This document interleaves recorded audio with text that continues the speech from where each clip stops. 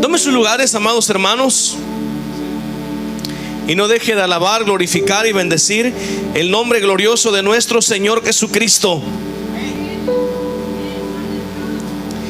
Todos estamos familiarizados con el libro de los Hechos, desde el capítulo 1, versículo 8, el capítulo 2, lo que ocurre el día de Pentecostés, el avivamiento que hubo en la ciudad de Samaria, lo que ocurre en la casa de Cornelio, la conversión de Saulo, la persecución que enfrentó la iglesia y cómo ellos salieron victoriosos. Todos estamos familiarizados con la historia del libro de los Hechos. Pero el propósito de Pentecostés no se limitó solamente a hablar en lenguas, sino el propósito de ser bautizados con el Espíritu Santo. Lo que leemos en el libro de los Hechos es recibir poder. Y el mensaje del día de Pentecostés no es solamente sobre hablar en lenguas, no es solamente sobre una experiencia, sino se trata de una promesa que nuestro Señor Jesucristo hizo a la iglesia. Y las lenguas son la primera evidencia física, la primera evidencia externa del bautismo en el Espíritu Santo, y muestra que el Señor ha preparado a un creyente para testificar acerca de Jesucristo. Nosotros leemos la quinta ocasión en el texto que leímos en que Lucas narra un acontecimiento cuando la gente es llena, cuando la gente es bautizada con el Espíritu Santo, con la evidencia física de hablar en lenguas. Es la quinta vez. La primera lo relata en Hechos 2, el día de Pentecostés. La segunda, Pablo. La tercera, el avivamiento en Samaria. La cuarta vez, cuando ocurre en la casa de Cornelio. Y esta es la quinta ocasión en que Lucas relata eso. Pero es interesante la narración que el escritor está haciendo, porque comienza narrando cuando el evangelio llega a la ciudad de Éfeso. Y antes de que Pablo llegara, nos narra que viene un hombre que se llamaba Apolos, que era un hombre que conocía la escritura, un hombre, como lo describe ahí, varón elocuente, poderoso en las escrituras, que comienza a ganar algunas almas, que comienza él a predicar la palabra del Señor. Pero el versículo 25 nos narra algunos detalles sobre este varón, que dice que había sido instruido en el camino del Señor, que era de espíritu fervoroso, hablaba y enseñaba diligentemente lo concerniente al Señor, pero solamente conocía el bautismo de Juan. Él lo llaman aparte, Priscila y Aquila, un matrimonio que fue de gran influencia en la iglesia primitiva. Lo llaman aparte, le exponen más a detalle el camino del Señor. Él tiene que retirarse, se va a la ciudad, se va a otra ciudad. Y en ese momento, en el capítulo 19, versículo 1, aparece el apóstol Pablo en escena. Mientras que Apolo estaba en Corinto, el apóstol Pablo llega, después de recorrer las regiones superiores, viene a la ciudad de Éfeso y encuentra que el fruto de la predicación de Apolos habían sido 12 personas que durante ese tiempo se habían convertido.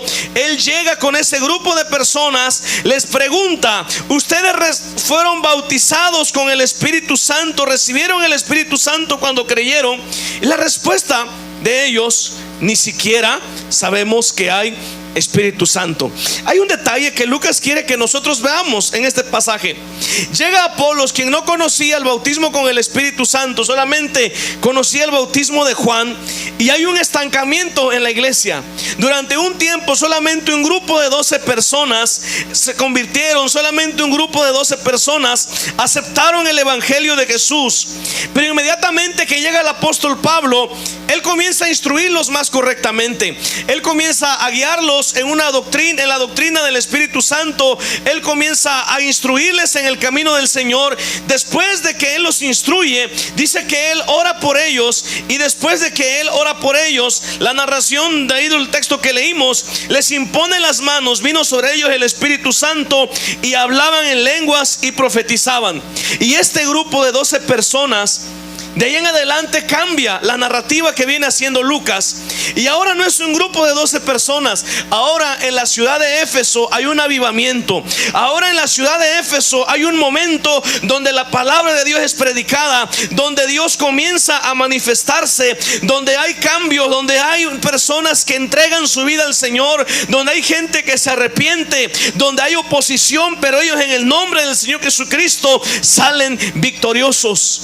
12 hombres, 12 personas que al principio no tenían una correcta instrucción, que al principio no conocían correctamente el camino del Señor, pero que reciben una sana instrucción, reciben el Espíritu Santo, y como resultado trajo un avivamiento en la ciudad de Éfeso. Como resultado ellos de conocer la palabra del Señor, hay un avivamiento, y el resultado del avivamiento lo vemos en los siguientes versículos. El versículo 8 dice: entrando Pablo en la sinagoga, habló con denuedo por espacio de 3 meses, discutiendo y persuadiendo acerca del reino de Dios.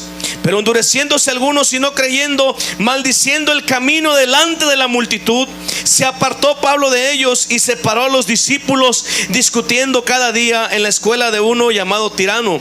Así continuó por espacio de 2 años, de manera que todos los que habitaban en Asia, judíos y griegos, oyeron la palabra del Señor Jesús.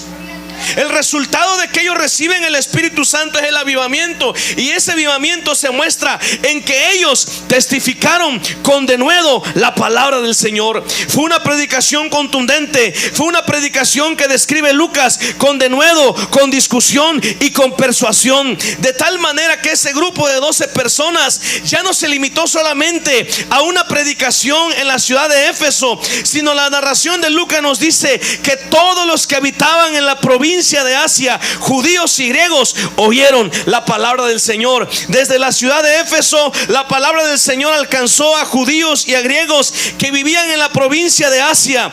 Y suponemos que los estudiantes entrenados por el apóstol Pablo llegaron a ser pastores, llegaron a ser líderes, evangelistas, predicadores en las nuevas congregaciones en el occidente de Asia Menor, como resultado de que ellos tienen una experiencia con el Señor, pero no limitado a una experiencia emocional, no solamente limitado a una reunión maravillosa, no solamente limitado a un avivamiento temporal, sino un encuentro que tuvieron ellos con el Señor, donde conocen al Espíritu Santo. Hay un avivamiento en la iglesia, hay un avivamiento en la ciudad de Éfeso, de tal manera que ahora ellos salen y predican la palabra de Dios. Ese grupo de 12 personas que habían estado un tiempo ahí, ese grupo que no había crecido, ahora extienden la palabra del Señor, no solamente en la ciudad, no solamente en esos alrededores, sino que todos los que habitaban en Asia, todos los que habitaban en la provincia, tanto judíos como griegos, oyeron la palabra del Señor. Cuando viene el Espíritu Santo sobre la iglesia, cuando hay un encuentro verdadero con el Señor, cuando nos metemos en la presencia del Señor, del Espíritu Santo, cuando nosotros amamos y anhelamos, y no hay otra cosa más importante en nuestras vidas que un encuentro con nuestro Señor Jesucristo, que un encuentro con su presencia, va a haber un cambio en nosotros, va a haber una transformación en nuestra iglesia. Pero no solamente va a haber una transformación en nuestra iglesia, sino va a haber una transformación en nuestra familia, en nuestra colonia, en nuestra comunidad, en nuestra ciudad, en todos los lugares alrededor, en todos los lugares donde el Señor nos lleve. Va a haber hambre por predicar su palabra, va a haber ese anhelo por querer compartir, a pesar de que había oposición. Dice la palabra del Señor que algunos se endurecieron, que algunos no creyeron, dice el versículo 9, pero aún así el versículo 10 dice que la palabra del Señor siguió siendo predicada. La palabra del Señor siguió adelante, de tal manera que todos los de la provincia de Asia Menor escucharon la palabra del Señor. Todos los que vivían alrededor oyeron el evangelio de Jesucristo, como resultado de que ellos habían tenido un encuentro con el Espíritu Santo. Nuestros esfuerzos a veces pueden parecer en vano. Los esfuerzos que nosotros hacemos, tal vez podemos salir, evangelizar, decimos la gente no quiere nada, a veces decimos la iglesia no tiene deseos de predicar, a veces tenemos miedo. Mira, yo vengo de una generación donde la gente se subían al taxi y le predicaban al taxista, iban a un restaurante, le predicaban al mesero, iban a un lugar, le predicaban a cualquier persona, se subían al camión, le predicaban a la persona que se sentaba al lado, iban al trabajo, le predicaban a los compañeros de trabajo. Yo vengo de una generación de hace algunos años donde toda la gente, el cristiano, tenía un compromiso por predicar la palabra del Señor, tenía un compromiso por amar, por buscar la presencia de Dios. Pero ese mismo anhelo que nosotros leemos en la Biblia, La misma pasión por predicar la palabra de Dios que nosotros vemos aquí, la misma pasión de las generaciones anteriores, ese mismo anhelo, deseo por predicar la palabra del Señor jamás debe morir en nuestras vidas. Jamás debe acabarse ese anhelo por predicar la palabra del Señor. Pero ese deseo, ese crecimiento viene a través de una comunión con el Espíritu Santo. Ese crecimiento viene a través de que tú y yo nos metamos a la palabra del Señor. Ese crecimiento viene a medida de que tú y yo busquemos la presencia del Espíritu Santo. Ese crecimiento va a venir, ese avivamiento en nuestras vidas a medida que tú y yo anhelemos más y más la presencia de Dios en nuestras vidas. Porque no son nuestras palabras, no son nuestros ánimos, no son nuestros métodos que usamos. Podemos tener muy hermosas palabras, podemos conocer muchos métodos, podemos ser las personas más capacitadas, pero lo más importante es que nuestra predicación esté acompañada del poder y la presencia del Espíritu Santo. Él es quien nos va a motivar, Él es quien nos va a mover como iglesia. Nosotros leemos como cuando Felipe estaba en Samaria, que hubo un avivamiento en esa ciudad. De repente Dios lo llama hacia que vaya hacia el desierto. Vete a ese camino que desciende para allá, el cual es desierto. Felipe obedece a la voz del Espíritu Santo. Felipe se va. De repente viene un carro, una carreta. El Espíritu Santo dice: acércate a esa carreta. Vemos que la presencia del Señor estaba dirigiendo cada paso en el evangelismo. Cuando Pedro estaba en Jope, el Señor le habla: van a venir 3 hombres por ti, no dudes en ir con ellos porque yo los he enviado. Y de esa manera, una persona que nunca en su vida iba a poner un pie en la casa de un romano, obedeciendo y siendo guiado por la voz del Espíritu Santo, va a aquel lugar, predica, y como resultado toda la familia es convertida.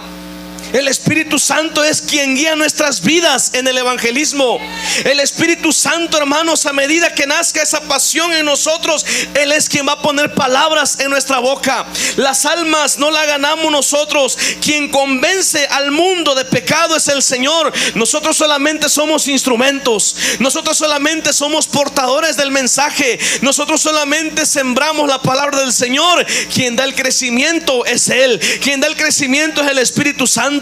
Quien va a quebrantar las vidas, quien va a quebrantar a las personas, quien los va a convertir, es el poder del Señor, es el poder, es la presencia del Espíritu Santo. Y tú y yo necesitamos cada día sumergirnos más en su presencia. Tú y yo necesitamos un día dejar a un lado las cosas que nos entretienen, dejar a un lado las cosas que nos quitan tiempo y buscar la presencia del Espíritu Santo, buscar la llenura del Espíritu Santo en nuestras vidas. Y Dios hará grandes cosas a través de tu vida. Dios quiere usar tu vida para salvar a tu familia. Dios quiere usar tu vida para salvar a tu colonia. Dios quiere usar tu vida para salvar a aquellas personas que andan sin rumbo fijo y sin dirección. En la segunda evidencia que vemos del avivamiento, en el versículo 11 y 12 dice de la siguiente manera: hacía Dios milagros extraordinarios por mano de Pablo, de tal manera que aún se llevaban a los enfermos los paños o delantales de su cuerpo, y las enfermedades se iban de ellos, y los espíritus malos salían. Hay una segunda evidencia que nosotros vemos en el texto, y es que los milagros acompañaron a la predicación del evangelio. Hay una razón por la que ocurre esto, que no lo vemos que se repita en otro pasaje de la Biblia, que aún dice el apóstol Pablo: los paños, los delantales que el apóstol Pablo usaba, se los ponían a los enfermos y ellos sanaban. La ciudad de Éfeso se dedicaba a la brujería. Ese era su medio de ganancias principalmente. Se dedicaban a la brujería, a la hechicería.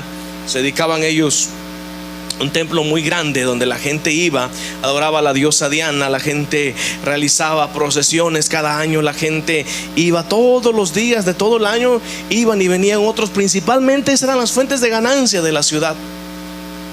Así que la gente estaba acostumbrada a ver que los brujos usaran algunos medios para sanar. El Señor demuestra que el mensaje que el apóstol Pablo llevaba era superior a cualquier medio de magia, de brujería, de hechicería que ellos habían practicado.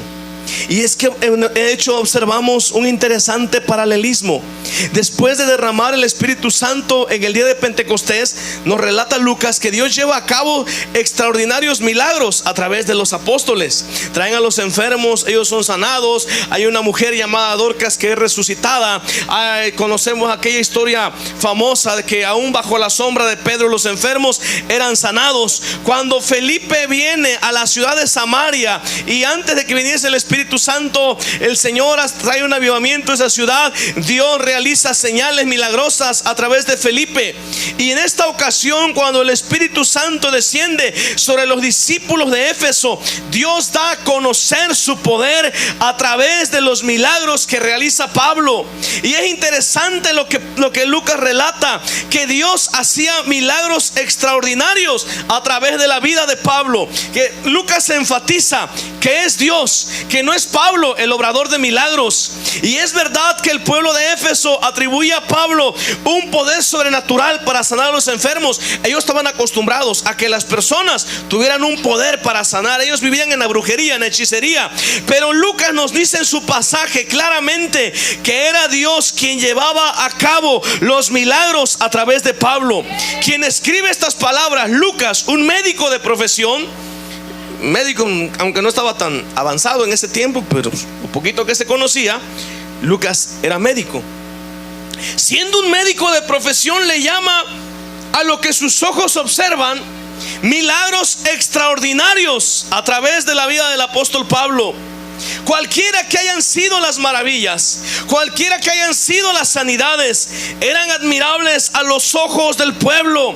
Incontables enfermos eran sanados y llegaron a ser receptores de la gracia de Dios, oyendo el evangelio de salvación proclamado públicamente en labios del apóstol Pablo.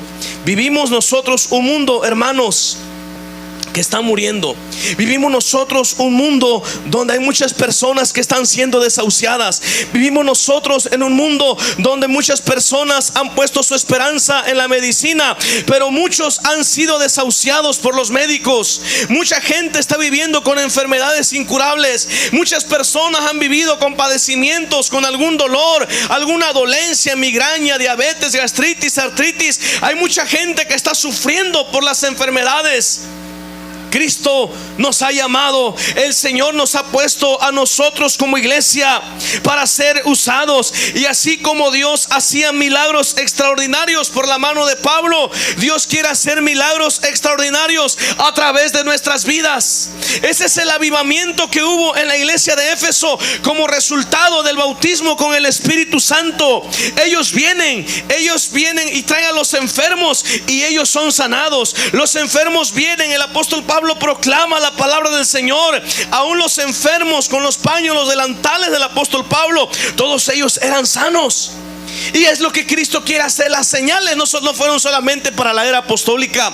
Los milagros no fueron solamente para los tiempos de los apóstoles. Los milagros no solamente fueron para el siglo primero. El día de hoy nuestro Señor Jesucristo sigue sanando. El día de hoy nuestro Señor Jesucristo sigue haciendo milagros. Nuestro Señor Jesucristo dice su palabra en el libro de Hebreos que Él es el mismo ayer, hoy y por todos los siglos. Cristo sigue sanando, Cristo sigue levantando. Cristo, hermanos, quiere hacer milagros todavía el día de hoy.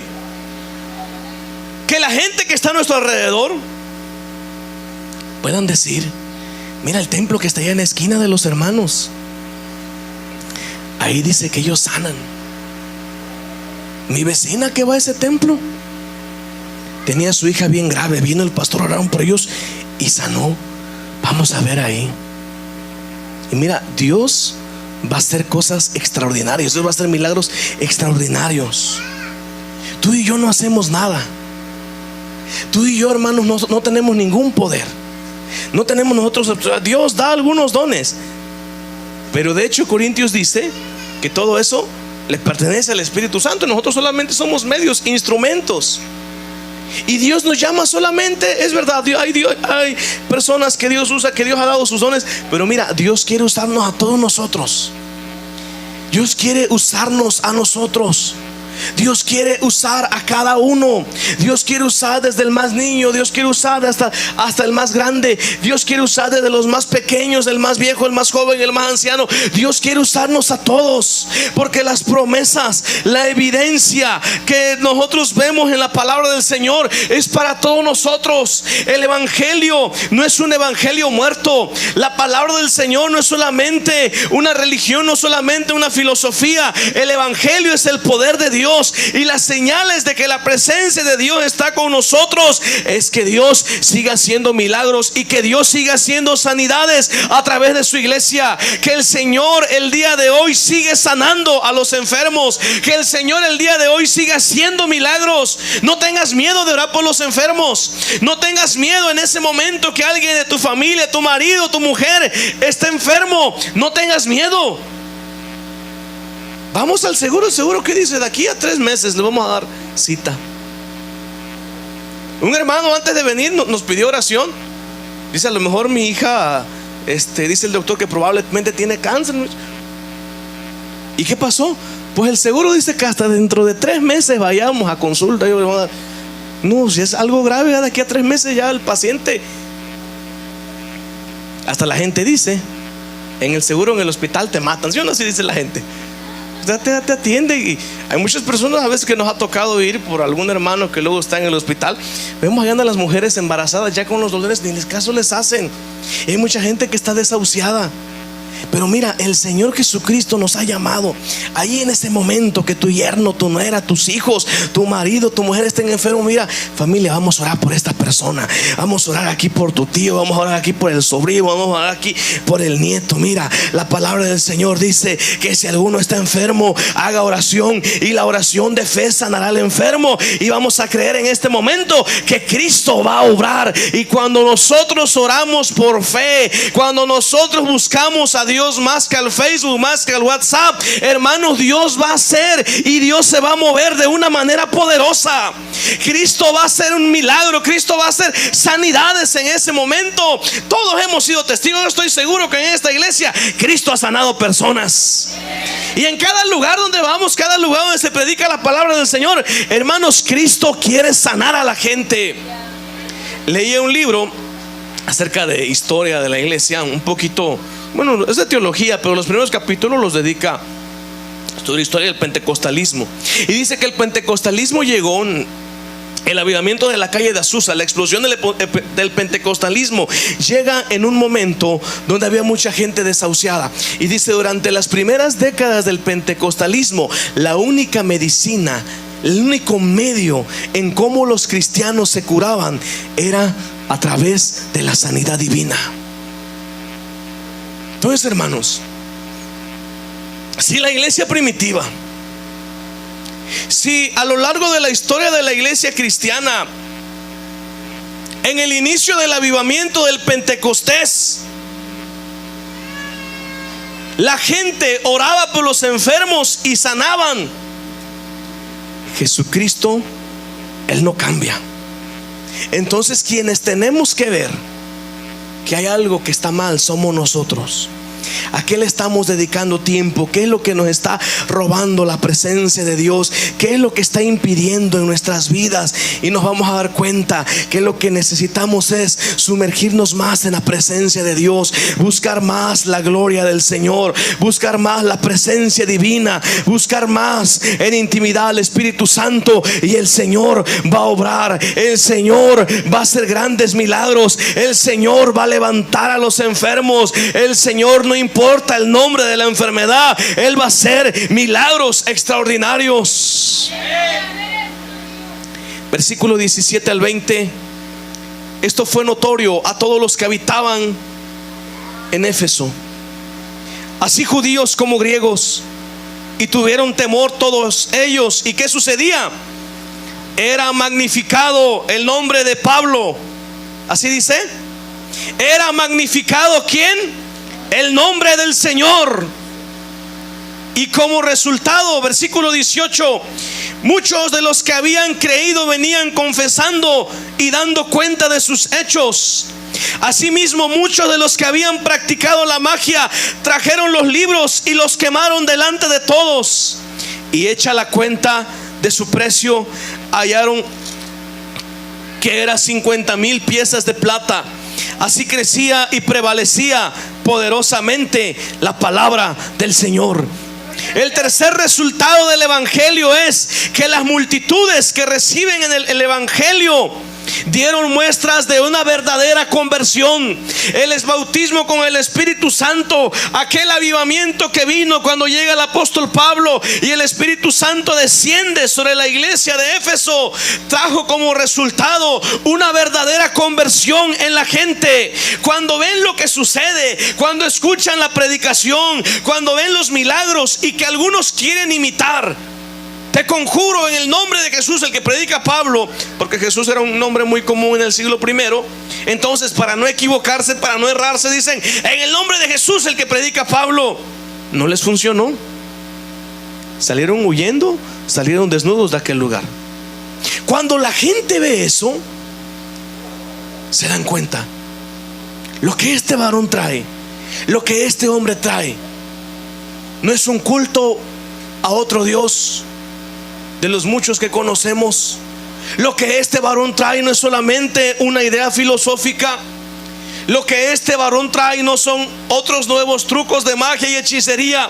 Lo que este varón trae es un verdadero mensaje. Y cuando ven todo eso, los milagros, cuando escuchan la predicación, dice la Biblia que todos los que habitaban en Éfeso se dieron cuenta. Se corrió todo lo que había. Mira, ya había estos hombres que andan ahí que sacando espíritus malos. Quisieron hacerlo en el nombre de Jesús, el que predica Pablo, y no pudieron. Y se corre la gente. Oye, entonces lo que está predicando este hombre que llegó es un mensaje verdadero. Cuando ellos se dan cuenta de eso, el texto ahí, los últimos que leímos, dice: tuvieron temor todos ellos, y era magnificado el nombre del Señor Jesús. Y cuando ellos tuvieron temor, se dan cuenta que lo que ellos habían practicado, que lo que ellos creían, no servía para nada. La gente se va a convertir. Nosotros vemos, a lo mejor tú has visto en el internet algunos debates, y luego hay muchos videos que circulan ahí. El padre Luis Toro contra predicador evangélico. Entonces a veces se ponen a discutir ahí, se ponen a decir que esto, que el otro. Mira, desde mi punto de vista, ese tipo de debates es una pérdida de tiempo. Te voy a decir por qué. El apóstol Pablo llega con el evangelio, y para ver que el evangelio era superior a todo lo que ellos creían, además de la predicación, se demuestra que Dios podía hacer cosas, que todo lo que ellos habían practicado durante años y lo que le habían enseñado sus antepasados era nada en comparación con el mensaje que el apóstol Pablo traía.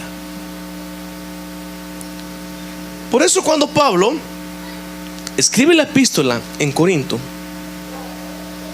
la epístola a los Corintios, dice: cuando fui a ustedes, me propuse no predicar otra cosa que a Cristo y a este crucificado. Y ni mi palabra ni mi predicación fueron con palabras de humana sabiduría, sino con demostración del poder de Dios. Entonces la gente va a creer al mensaje del evangelio. Cuando digan: allá los hermanos dicen que hoy oran por los enfermos y que sanen, eso debe ser pura mentira. Y cuando vean al vecino que fue sano de un cáncer, cuando vean al vecino que fue sano de un SIDA, van a decir: los ídolos que nosotros adoramos, lo que hemos creído, lo que nos enseñaron nuestros padres, jamás hemos visto tal cosa. Debe de haber una verdad en lo que predican esos hermanos. Debe de haber una verdad en lo que predican esos evangélicos. Y la gente se va a convertir, porque no solamente son palabras, Porque no solamente son debates, sino es demostración del poder del Espíritu Santo. Es demostración que el mensaje que traemos no es nuestro, que el mensaje que traemos no es porque nos hayan lavado el cerebro, que el mensaje que traemos no es porque a nosotros nos hayan engañado. El mensaje que traemos es demostración divina del poder de Dios, porque en la iglesia de Cristo está el Espíritu Santo, quien impulsa, anima y respalda la predicación del evangelio de su iglesia. Cuando la gente se da cuenta de eso, la gente tiene temor, y entonces como resultado los que habían practicado la magia, hay una verdadera conversión. Dice la narración, lo que Lucas está viendo, lo que Lucas está contando es que muchos, no solamente unos cuantos, dice el versículo 18, muchos de los que habían creído venían confesando y dando cuenta de sus hechos, venían arrepentidos de su vida pasada. Y el versículo 19 dice: asimismo, muchos de los que habían practicado la magia trajeron los libros y los quemaron delante de todos. Y echa la cuenta, hallaron que eran 50,000 piezas de plata. A ellos no les importó el costo. A ellos no les importó la inversión que ellos habían hecho. Oye, esa era su fuente de trabajo. Todos esos libros, y que en los tiempos de aquellos, un libro demasiado caro, no había imprentas, todo se copiaba a mano. Un libro era muy costoso, pero todo eso, su fuente de trabajo, su fuente de ingresos, la van y delante de toda la gente lo están quemando, porque se dieron cuenta que ellos jamás iban a necesitar nada de eso. Se dieron cuenta que lo que Cristo les estaba ofreciendo era algo mucho mejor. Se dan cuenta que el mensaje que Pablo predicaba era el mensaje verdadero divino. Se dan cuenta que lo que el apóstol Pablo venía diciendo era realmente la pura verdad del Dios que les había venido en ese momento a traer el evangelio en labios del apóstol Pablo. Ellos se dan cuenta que la magia y la hechicería que habían practicado no servía para nada. Entregan sus vidas al Señor, entregan sus vidas a Cristo, y a partir de ahí hay una explosión en la iglesia de Éfeso que termina la narración. Así crecía y prevalecía poderosamente la palabra del Señor. No era solamente predicación, no era solamente discusión, no era solamente palabras vacías, sino que la palabra de Dios en medio de la brujería, en medio de la oposición de la que nos habló el versículo 9, gente que se maldijo, que maldijo el evangelio, gente que separó a los discípulos, gente que quiso dividir la iglesia, a pesar de toda la oposición que había, a pesar de que los otros hijos de un tal Esceva quisieron imitar el evangelio, a pesar de todo eso, la palabra del Señor, termina Lucas el episodio, crecía y prevalecía poderosamente la palabra del Señor, porque no era el conocimiento de Pablo, no era solamente palabras de la iglesia de Éfeso, era la presencia del Espíritu Santo que estaba en medio de la iglesia. Era la presencia, era el poder de Dios quien había traído un avivamiento a esa ciudad. Al decir que crecía, que prevalecía poderosamente la palabra de Dios, es que se aumentaba en número la gente, es que era anunciada en otras creyentes. Cuando dice que prevalecía, se mantuvo, logró triunfar a pesar de la oposición, a pesar de que al inicio había una falta de instrucción, a pesar de que hubo personas que apartaron a algunos discípulos, a pesar de que era una ciudad que se dedicaba a la idolatría, a la magia, a la hechicería. La palabra de Dios, a través del poder del Espíritu Santo, que no era una palabra vacía, se prevalece, gana terreno en todo ese lugar. Se opone a la negatividad de la gente, se opone a las prácticas supersticiosas, porque había un avivamiento en la ciudad de Éfeso que venía directamente de haber tenido un encuentro con el Espíritu Santo, quien cambia, quien sigue haciendo milagros, quien sigue restaurando vidas el día de hoy. Podemos estar luchando nosotros en nuestra vida. Podemos llevar años diciendo: mi familia no se convierte, mis hijos no quieren nada de Dios, mi familia no quiere nada del Señor, jamás se van a convertir. Podemos decir: esta colonia es muy dura, esta ciudad es muy dura. Pero mira, cuando la presencia del Señor Jesucristo está en nosotros, no hay ninguna oposición que apague el avance del evangelio. La iglesia de Éfeso no fue solamente un encuentro emocional, fue un encuentro verdadero con Jesucristo, que después de ser 12 personas, ahora conocen la llenura del Espíritu Santo, predican la palabra de Dios en toda la provincia. Y a pesar de que era un lugar muy difícil, la palabra del Señor crecía y prevalecía poderosamente. Y lo más maravilloso es que nosotros hoy, como iglesia del Señor, podemos tener y experimentar ese avivamiento que la iglesia de Éfeso experimentó. De ahí en adelante, la iglesia de Éfeso pasó a la historia, una de las principales iglesias en el siglo I, pastoreada después por Timoteo, un tiempo después por el mismísimo apóstol Juan. Pablo escribe una epístola a Efesios, que es una epístola hermosa. Hay un mensaje posteriormente en el libro de Apocalipsis: por causa de la persecución, no apaguen su primer amor, manténganse ahí.